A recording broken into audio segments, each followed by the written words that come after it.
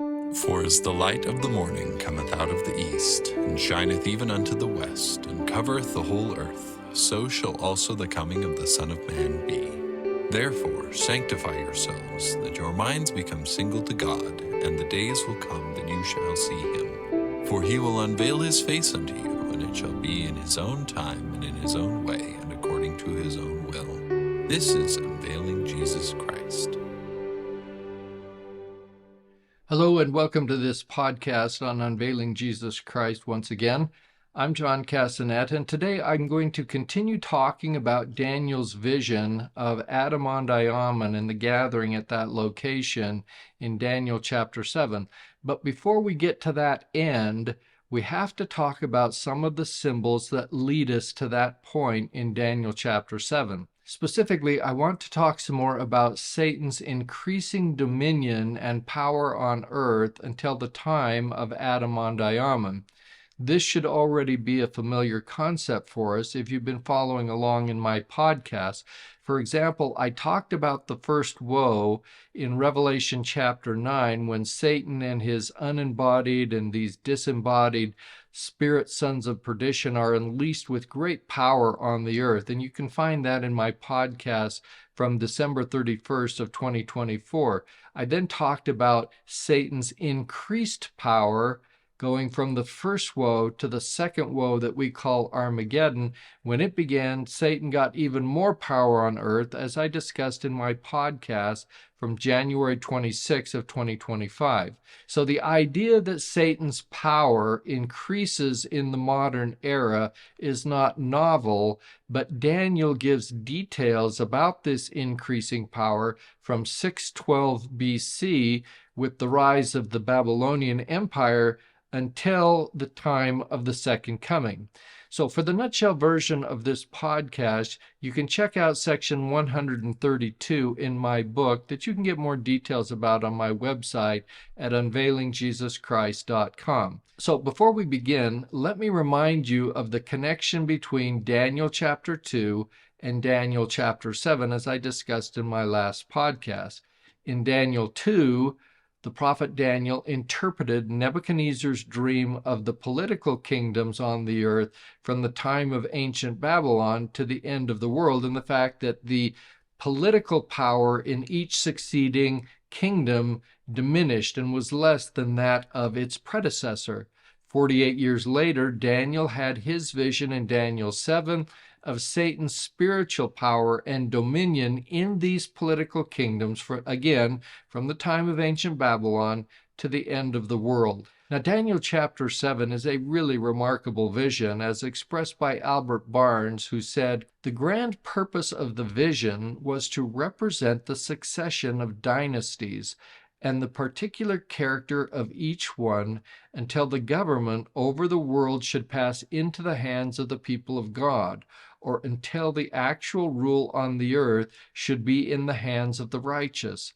The ultimate object, the thing to which all revolutions tended, and which was designed to be indicated in the vision, was the final reign of the saints on the earth. There was to be a time when the kingdom under the whole heaven was to be given to the people of the saints of the Most High, or, in other words, there would be a state of things on the earth when all dominions or all rulers would obey him." Close quote. Satan's growing dominion starts with the image of a lion, which represents Satan's dominion in ancient Babylon beginning in 612 BC.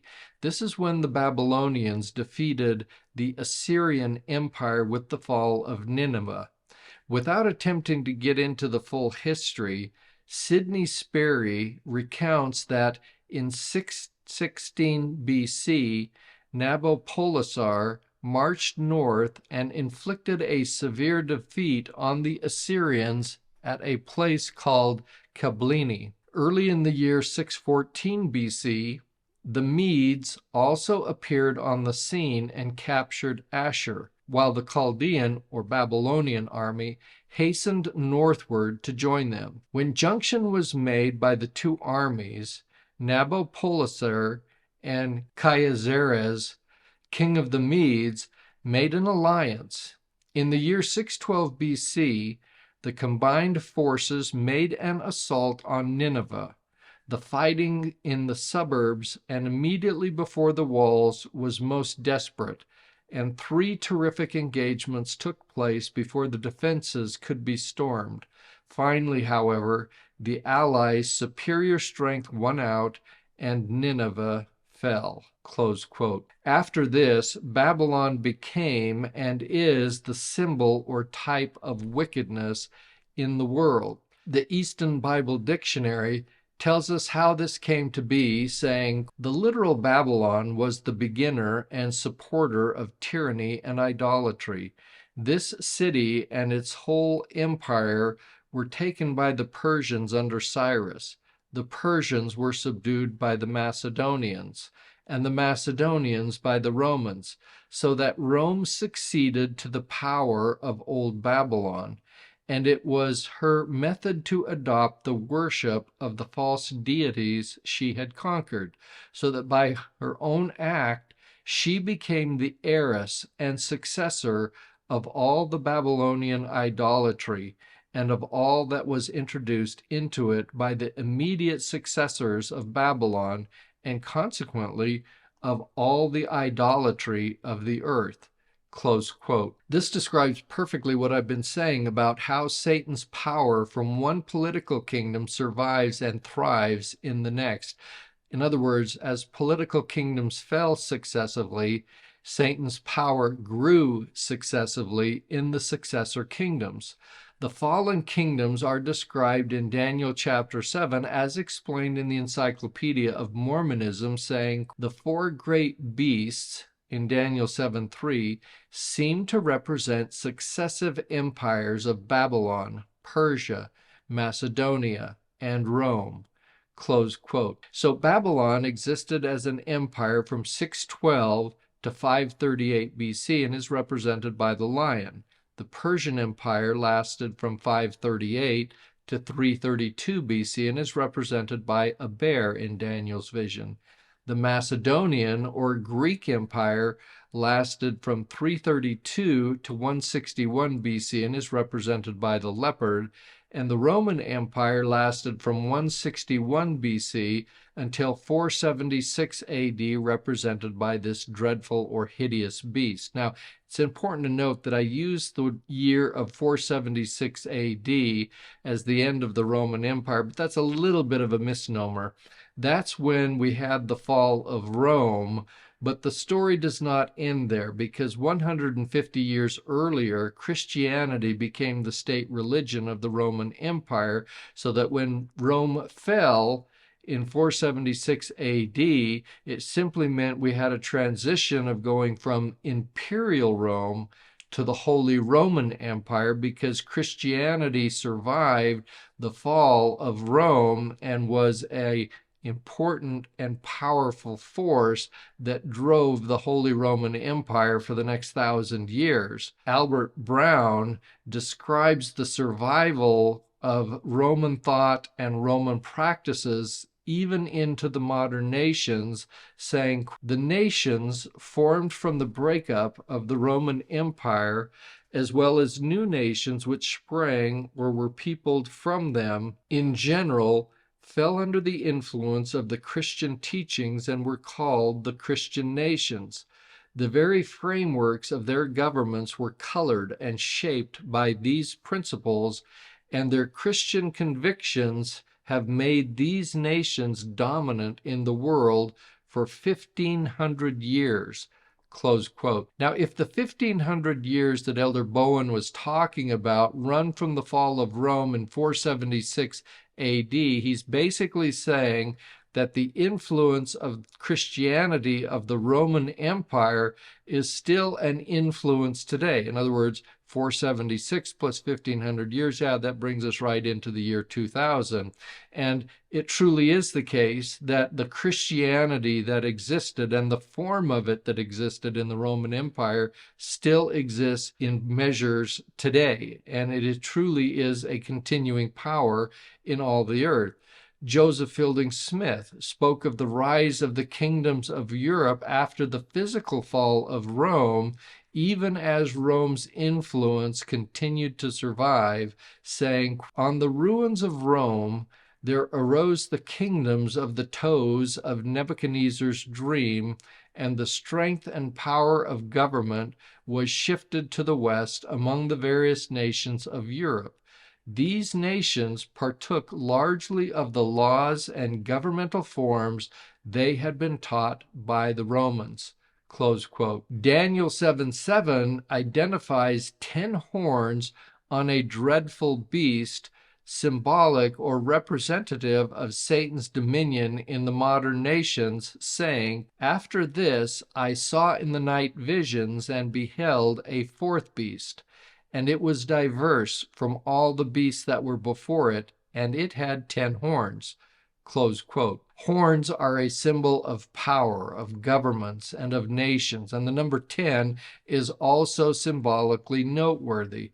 In numerology, it refers to the whole of a part or part of a whole, and you can find out more about that in my podcast on numerology from October 29 of 2023.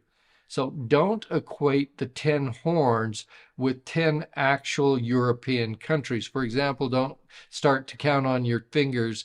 Well, we have Spain would be 1, France would be 2, Germany, that would be 3. Some people do this and they can't find any correlation between the number 10 and the number of nations that exist in the European area, or what we would call today even the European Union. There's just no correlation despite their best efforts, and that's because the 10 horns are a part of something representing Satan's power and dominion in the whole of all modern nations. So from these 10 horns, or from these modern nations, Daniel also saw one horn emerge from among the 10 in Daniel 7, verses 8 and 21, which say, "I considered the horns, and behold, there came up among them another little horn, before whom there were 3 of the first horns plucked up by the roots. And behold, in this horn were eyes like the eyes of a man, and a mouth speaking great things. I beheld, and the same horn made war with the saints and prevailed against them." Close quote. This one horn is Satan's greatest dominion in the modern age. And in a future podcast, I'm going to talk about this horn in detail and how it plucked up 3 of the horns that were among the 10, so on and so forth. So we still have some work to do, but this is kind of introducing these symbols as we continue to flesh them out in a little bit more detail in our future. So we've gone through Satan's dominion in the empires of Babylon, Persia, Greece, Rome, and the modern nations. And then we come to Daniel 7, verse 9, which continues how Satan's dominion grows in all these kingdoms until, as Daniel says, "I beheld till the thrones were cast down, and the Ancient of Days did sit, whose garment was white as snow, and the hair of his head was like the pure wool. His throne was like the fiery flame, and his wheels as burning fire." Close quote. Boom. Welcome to the future gathering at Adam-ondi-Ahman, where Adam, who is the Ancient of Days, will sit in glory as the presiding patriarch. Gerald Lund quoted Joseph Fielding Smith about this occasion in a descriptive way, saying, "Daniel said that the Ancient of Days would sit after earthly thrones were cast down." Joseph Fielding Smith explained it in this way: "Until this grand council is held, Satan shall hold rule in the nations of the earth, but at that time thrones are to be cast down, and man's rule shall come to an end." Close quote. Again, keep in mind what I've already said before about how Satan's power is essentially cresting.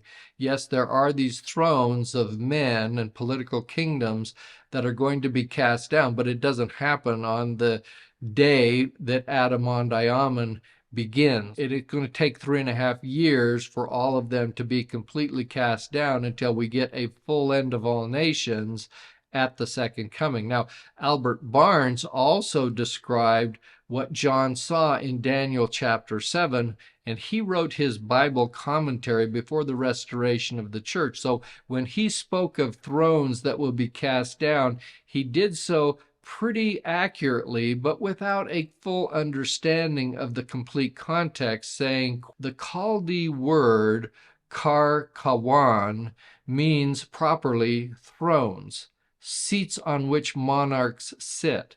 So far as the word is concerned, it would apply either to a throne occupied by an earthly monarch or to the throne of God. The use of the plural here would seem to imply, at least, that the reference is not to the throne of God, but to some other throne. The phrase, were cast down, in our translation would seem to suppose that there was some throwing down or overturning of thrones at this period, and that the solemn judgment would follow this or be consequent on this. Close quote. So putting what he says now into the context of what we know about Adam-ondi-Ahman, the period he's referring to talks about this gathering at Adam-ondi-Ahman when earthly thrones will be cast down. Why are they cast down? Because we have the coronation of Christ as King of Kings. This is when he assumes his kingly position on his earthly throne. However, as stated by Albert Barnes, a solemn judgment must still follow. In other words, the judgments that will accompany the second coming still lie ahead.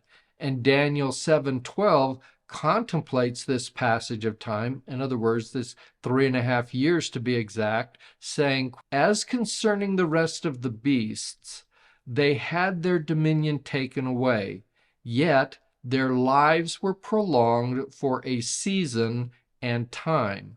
Close quote. So you see what verse 12 is saying here. These four beasts in which Satan's power continues to grow from one to one to one to the next, all the way up until Adam-ondi-Ahman. We get to Adam-ondi-Ahman. We have the coronation of Jesus Christ, and as he is coronated, the dominion and power of Satan is correspondingly taken away. Yet these lives of these beasts, the power of Satan in the world, is prolonged how long? For a season and time. 3.5 years is what we're talking about here. So Satan's earthly thrones and his power and dominion in the modern nations gets cast down as the saints gather to Adam-ondi-Ahman. And all of this is summarized by Kent Jackson, who says that Chapter 7 records a vision of a series of 4 kingdoms, each depicted as a beast with very strange features. A lion, a bear, a leopard, and an undefined beast with iron teeth and 10 horns. Replacing them, the Ancient of Days took his place, after which the Son of Man appeared. And there was given him dominion and glory and a kingdom, that all people, nations, and languages should serve him. His dominion is an everlasting dominion, which shall not pass away, and his kingdom that which should not be destroyed. Close quote. Brother Jackson then connects Daniel 7 to Doctrine and Covenants, section 116, verse 1, saying, of this event we do have some prophetic understanding. Joseph Smith revealed that the Ancient of Days is the oldest man, our father Adam, Michael.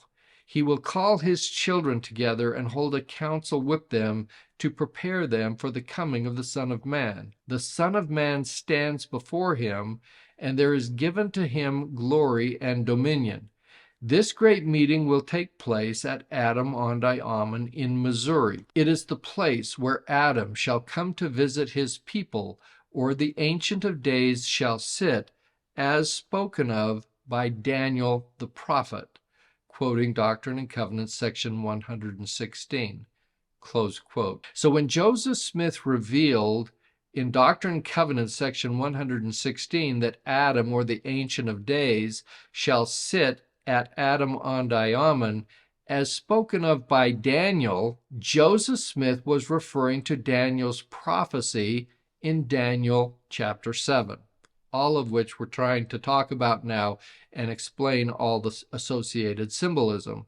So at the future gathering day, exaltation-worthy saints will attend the gathering where they will also have their thrones established. In this regard, we need to note that there is a translation correction needed in the King James Version of Daniel chapter 7, verse 9, which states that thrones were cast down. Now that's true, as I have talked about, but the ancient Greek manuscripts actually indicate that thrones were also and actually set up. This is explained by Donald Perry, who said, Daniel 7:9, the thrones were cast down. A more correct reading of this phrase is, the thrones were set in place, or the thrones were set up. And he cites you to Daniel chapter 7, verse 9 in the LDS edition of the King James Version. In his vision, Daniel saw places of honor being set up in preparation for the great meeting to be held at Adam-ondi-Ahman. Thrones rather than chairs are set in place because exalted beings will be present.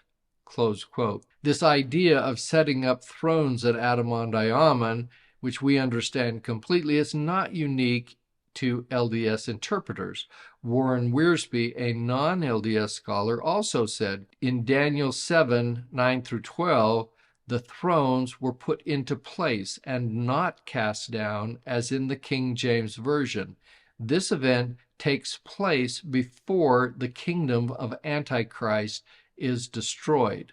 Close quote. So he said two things that are in harmony with LDS thought, namely that we're going to put these thrones in place for the exaltation-worthy saints who attend Adam-ondi-Ahman, and also that the gathering occurs prior to the time of the second coming. In other words, before the kingdom of the Antichrist is destroyed. So now that we have a little perspective about this future gathering at Adam-ondi-Ahman, I want you to remember what I said in a prior podcast about the ancient gathering at Adam-ondi-Ahman, where the foundation for these future thrones was first laid. So check out my podcast from March 9 and March 11 of 2025, where I talk about the establishment of the patriarchal order of the priesthood anciently at Adam-ondi-Ahman that has the power to make husbands and wives who are sealed together in the temple both kings and queens unto the Most High God. In other words, they are the ones who are going to occupy these future thrones that are going to be set up and established at Adam-ondi-Ahman for their benefit. Let me talk about some of the other images briefly that Daniel saw that are specific to the future gathering at Adam-ondi-Ahman, and I'm going to run through the images kind of quickly. So if you go back and read Daniel chapter 7, then you'll get a better sense of what these things are talking about, or at least I hope that it will be a little bit better than clear as mud, or maybe even a glass darkly or something like that. Daniel's vision of Adam-ondi-Ahman begins with Daniel chapter 7:2, which says, Daniel spake and said, I saw in my vision by night, and behold, the four winds of the heaven strove upon the great sea. Close quote. So let's talk about these four winds in this great sea for just a moment to give you some understanding. Like I say, if you choose to go back and read the chapter after you've listened to this podcast. The restless sea symbolizes the nations of the world and the seat of Satan's kingdom. The four winds represent geographical completeness and the universal power of God. John Walvoord has observed that the word translated winds may also be rendered spirits, that is, angels. Elsewhere in Scripture, this word is used to refer to God's providential actions in the affairs of men through angels. Close quote. Kyle and Dillich, the German commentators, say in their Bible commentary that the winds of the heavens represent the heavenly powers and forces by which God sets the nations of the world in motion. And the number 4 has a symbolical meaning, that the people of all regions of the earth are moved hither and thither in violent commotion. Close quote. In short, God's unseen power, these winds, controls the destiny of all nations. Even when the nations appear to be uncontrollably in commotion as the waves of the sea, it is the Lord's hand that is ultimately in control. And you can see where this has a lot of application today, as we see a lot of the commotion and unrest that exists in the Middle East, and we're all sitting here scratching our heads, wondering and being concerned about, what's going to happen. Well, the only thing that I can tell you is God is in control. He has the 4 winds that is directing the path of all of this apparent chaos, and he's in charge. So Daniel's great sea, getting back to the sea, represents the worldliness of wicked nations since ancient Babylon. Bruce R. McConkie explains this, saying, also, the sea, a raging, restless sea, is a symbol of a sinful and wicked world. The beasts seen by Daniel in vision and used as types of worldly kingdoms came up out of the sea, a sea upon which the 4 winds of heaven strove. And the Lord said to Isaiah, the wicked are like the troubled sea when it cannot rest, whose waters cast up mire and dirt. There is no peace, saith my God, to the wicked. Close quote. Satan's dominion in ancient Babylon emerged first among the 4 great beasts from a tumultuous sea. And Adam Clarke explained the connected symbols, saying, Newton well remarks that these great beasts, as explained by the angel in Daniel 7:17, are kingdoms. They arise out of a stormy and tempestuous sea, that is, out of the wars and commotions of the world, and they are called great in comparison of other states and kingdoms, and are denominated beasts for their tyrannical and cruel oppression. These 4 beasts are indeed monstrous productions. Close quote. J. Perry also adds this explanation of the symbols, saying that in the ancient world the sea was often associated with evil, with chaos, with the enemies of God. The 4 beasts Daniel saw also came up from the sea. This may suggest that the king, who is the beast, will literally come from the sea when he attacks the people of God.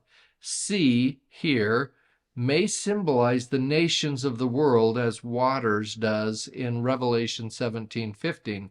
Thus the beast rises to prominence from among the nations of the world. Close quote. In short, each of the 4 beasts comes up from the sea, a tumultuous world.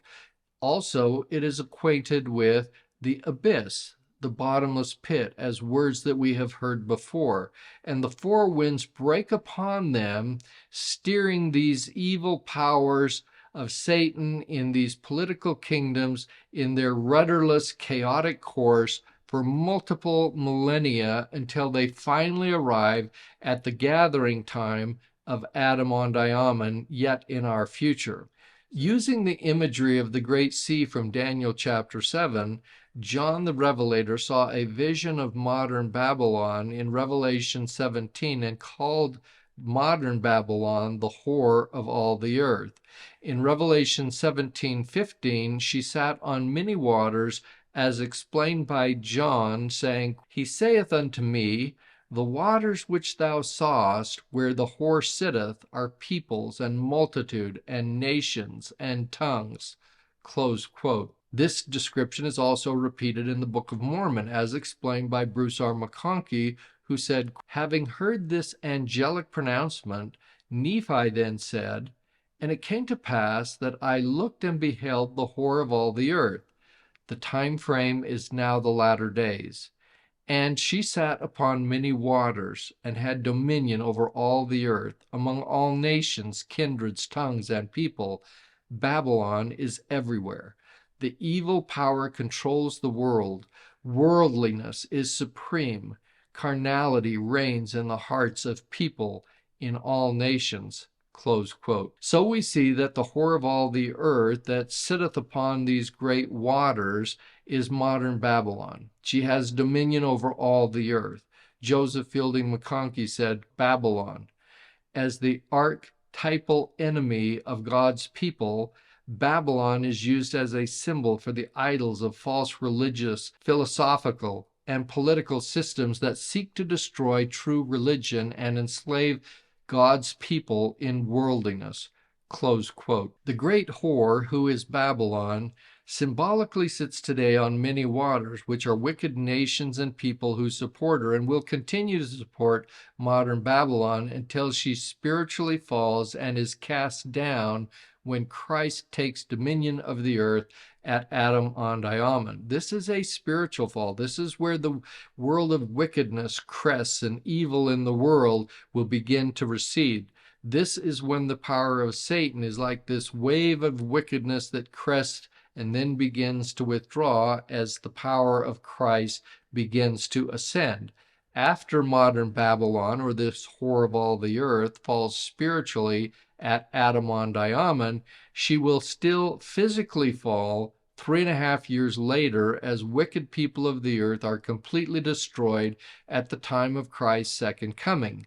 Bruce R. McConkie describes their destruction in this manner, saying, "As the Lord makes a full end of all nations, so he will make a full end of all evil churches. Men will be free to believe as they choose during the millennium, but the great and abominable church, the whore of all the earth, will no longer be among men, because the wicked portion of mankind will have been burned as stubble." Close quote. John is going to go into great detail about all this in Revelation 17 and 18, so I'm going to forego a further explanation of modern Babylon and the whore of all the earth for now. By way of conclusion, let me say that I hope that you have a better overall understanding of the symbols that John used to describe Satan's power in the kingdoms of the world since ancient Babylon until the future gathering at Adam-ondi-Ahman. With this somewhat panoramic view covering 2,500 years, I'm going to take the foundation that we have built for ourselves today and talk in more detail about the specific kingdoms of men that are described symbolically by Daniel in chapter 7 of his vision. So we're going to go into more detail for a couple of reasons. Number one, I really like the history of all these nations and kingdoms, and since I'm the podcast host, you're kind of stuck with me talking about the things of interest to me. So I do thank you for indulging my interest, since I recognize you could give me the boot at any moment. But secondly, and more importantly, we're going to run into these kingdoms again when we get to Revelation chapter 17, when John starts talking about 10 kings and 7 kingdoms. So we're laying the foundation for our future understanding of these kingdoms to come. So next time, we'll start our detailed discussion of the lion in Daniel chapter 7, speaking of the kingdom of Babylon. Until then, thanks for watching, listening, sharing, and subscribing, and to Jen and Kristen for all their help. I will see you again next time on Unveiling Jesus Christ.